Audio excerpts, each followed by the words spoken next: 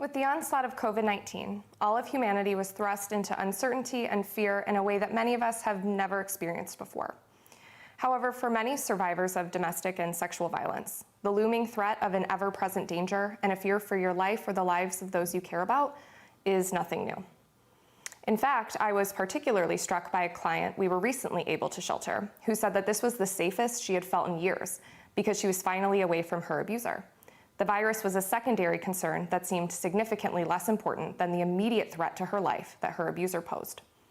Wow. If that doesn't illuminate the privilege we experience living lives free from violence, I don't know what will. Welcome to this year's virtual Safe Families Benefit.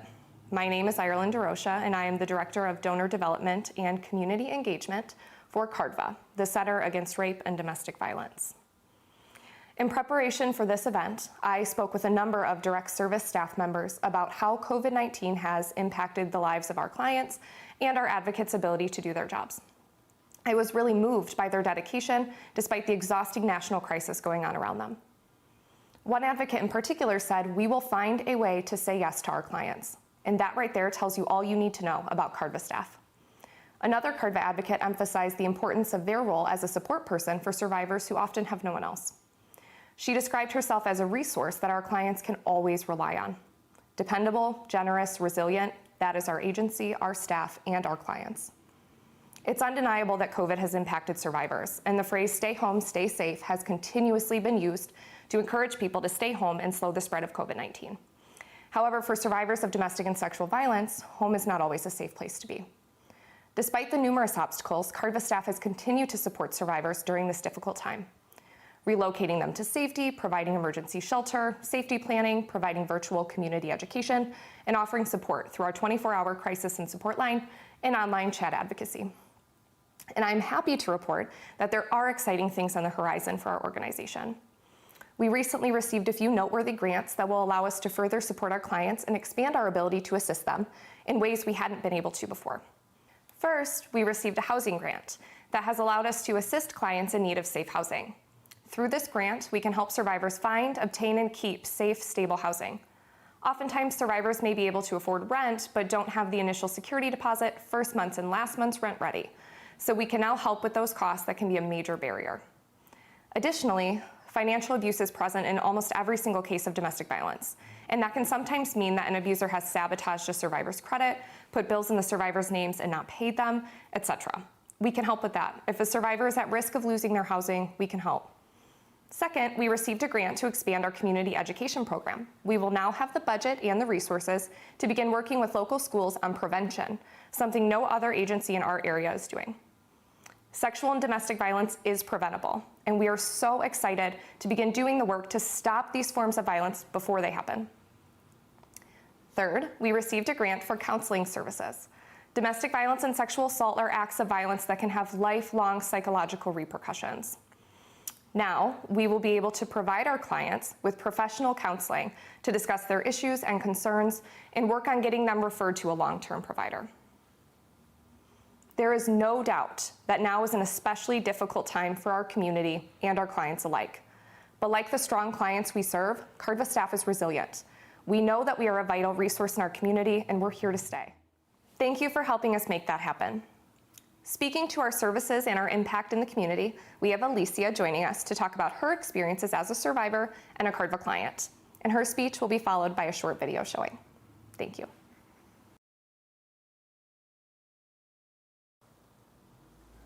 My ex and I, with our 5 kids, left California to go on a vacation to Oregon. Looking back now, I think this plan was to isolate us and make it so we had nowhere to go because we had no family or friends out here. Due to him not allowing us to go back home, we ended up becoming homeless and living in our truck. It was cold, we were hungry and dirty, and we had no clothes. The last night, I felt afraid and alone. He kept telling me he was going to kill me. I really thought I was going to die. I repeatedly honked the horn in the parking lot, and finally someone called the police. The officer asked me if my ex had hit me and caused my eye to be swollen shut. At first I said no, because I was afraid of what he would do if he was arrested. The officer talked with me some more, made me feel comfortable, and I was able to tell him that my ex had hit me. The officer connected me with the CARDV advocate that night, who I then met at DHS the next morning. We talked a lot about my situation and made a safety plan so that my kids and I could come to shelter. This meant we had to relocate again and leave the only area in Oregon that we knew. I had to get back into the truck where all of this had happened and go to a totally new place, not knowing what to expect. In shelter, we pushed all the beds together and shared one room because we were scared and needed each other. We needed to be close for a long time after everything had happened to us. I kept my bags packed for the whole time that we were there in case we need to leave at a moment's notice. I jumped at every noise, and every time the motion light came on, I thought he had found us. I was regularly filled with and confused by intense emotions of both hate and love towards the man who caused so much damage to our family. CARDV gave us a safe home when we had nothing. I started to rebuild our lives while in shelter, focusing on much needed services for us. I was able to get the kids new supplies and clothing and settled into school. My children expressed trauma in very different ways. One of my kids was having seizures.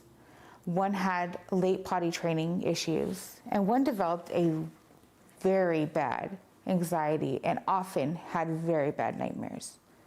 They had anger outbursts that were hard to manage on my own in shelter. The kids all started therapy to be able to talk about what they had seen while I had to focus on court in the process. Having an advocate there to help me with paperwork and support me through the process made all the difference.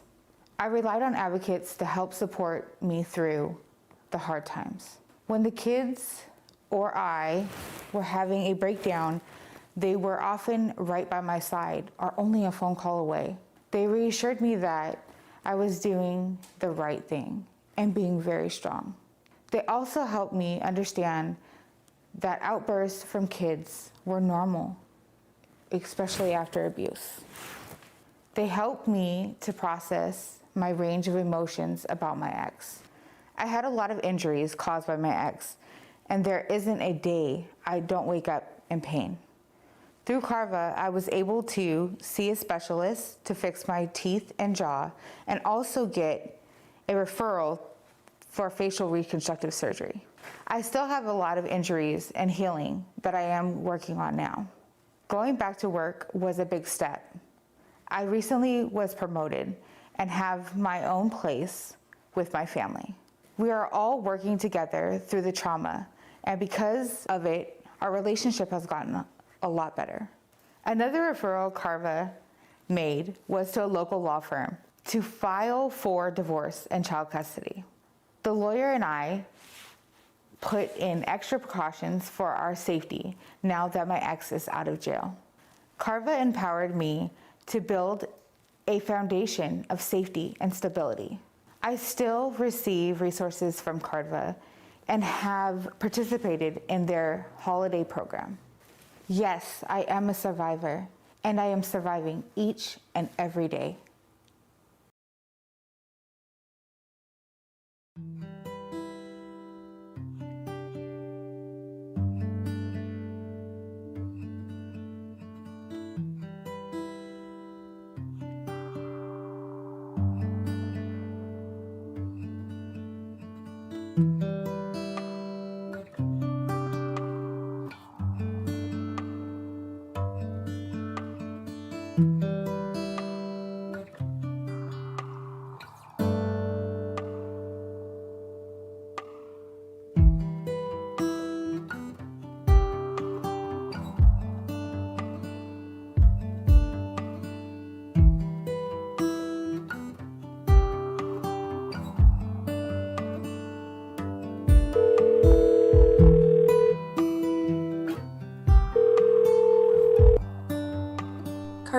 hotline?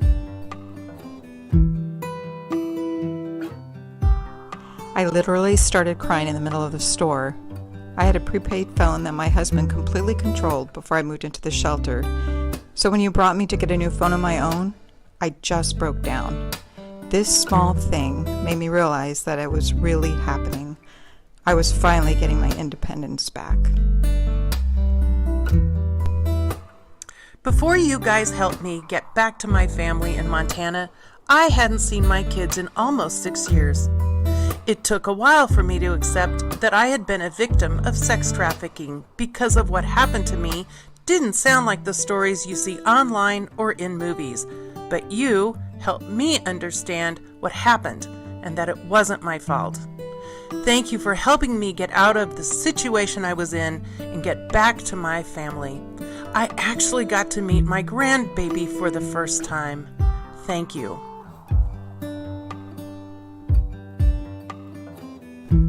I always felt like I had no way out. My dad was selling me to people he knew before I was even old enough to know what the word sex trafficking meant. When I got older and tried to get away, he threatened to hurt my pets and pretty much anyone I cared about. So I stayed because I didn't see any other option. Plus, I had nowhere to go. When advocates met me at the hospital, I'd actually never even heard of CARDV before. But I'm so grateful I met you guys. Thank you for getting me and my pets somewhere safe. I really can't say thank you enough.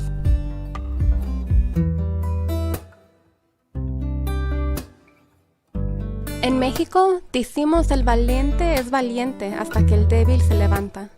Mi enamorado usaba mi estatus migratorio y mis hijos contra mí, y yo tenía miedo de perder todo lo que era importante para mí.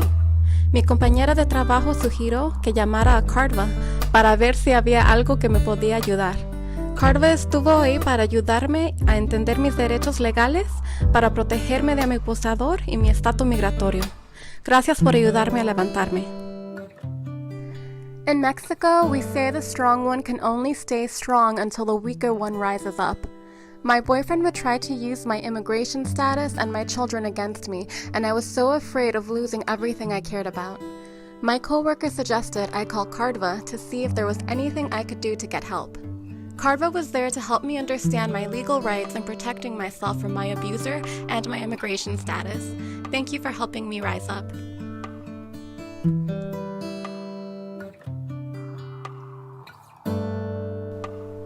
The police didn't take me seriously when I told them that my partner was abusing me.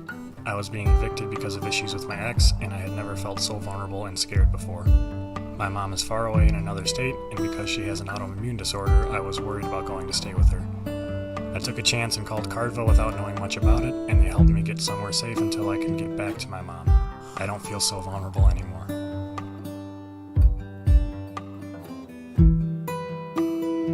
My boyfriend never let me have friends.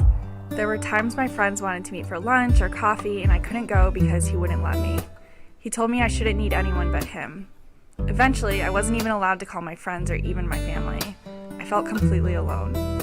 One day while he was at work, I tried calling CARDV's hotline. Speaking with an advocate was the first time in a while where I had made a decision for myself that wasn't controlled by my boyfriend. I'm so glad I made that call. Now I'm working on getting back to being the cheerful, social person I used to be. I didn't realize how much I missed having friends, but now I'm remembering how good it feels to have people in your life who support you.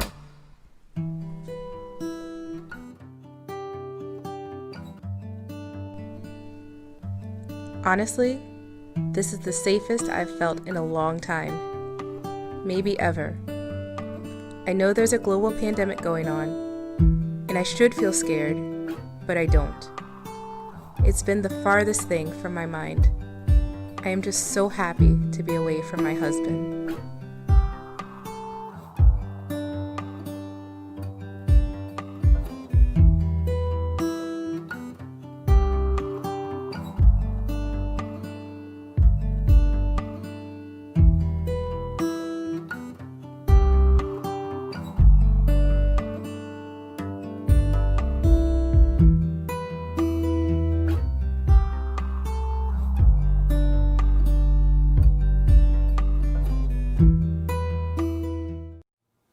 As much as we'd prefer that there wasn't, there is a definite need for our services in this community. Just this past year, CARDV advocates answered over 3,000 hotline calls and sheltered just under 200 adults and children seeking safety from domestic violence. I think sometimes hearing real numbers helps put things in perspective, so I'm going to give you all a little insight into the cost of keeping survivors and their children safe. In the last fiscal year, we spent $17,826.24 on client assistance mileage, which equates to about 31,000 miles our staff drove to help support survivors in this community. Many know that we provide emergency shelter, but what many may not know is that we also pay for survivors to stay in motels when there isn't space in our shelters or if a client will be safer there for whatever reason. Last fiscal year, we spent $18,021.99 on motel stays for clients. And if you think that sounds like a lot, COVID-19 and the recent wildfires have exponentially increased our clients' need for safe housing. In this fiscal year to date, so just over the last 3 months, we've already spent $23,634.90 on motel stays. That's almost $6,000 more than we spent in the entirety of last year. In direct client assistance, we spent $35,760.13, meaning food, clothing, relocation assistance, safe housing assistance, and other similar expenses. Almost $36,000. In just the last 3 months, we've already spent just under $32,000. For our clients, our help is priceless.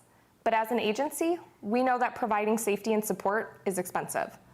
One of our top priorities is accessibility, and so our services will always be free for the survivors we serve. As our advocate stated, we will find a way to say yes to our clients. Help us say yes.